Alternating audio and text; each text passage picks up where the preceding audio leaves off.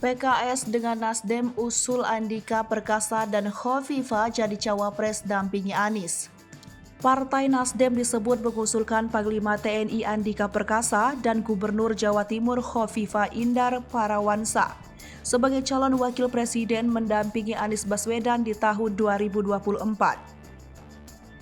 Sementara Demokrat, Khalid menuturkan mengusulkan Ketua Umum Agus Harimurti Yudhoyono.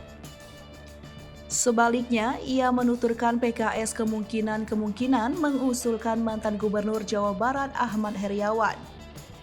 Khalid mengatakan dalam pembahasan internalnya seluruh anggota hampir menyepakati nama Heriawan. Lebih lanjut, Khalid mengungkapkan hingga kini PKS, Nasdem, dan Demokrat masih mematangkan rencana koalisi. Ia menjelaskan dari pembahasan ketiga partai politik tersebut menunjukkan adanya progres yang positif.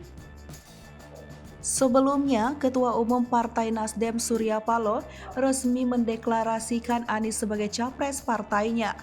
Paloh mengatakan mantan Menteri Pendidikan dan Kebudayaan RI itu merupakan terbaik dari yang terbaik.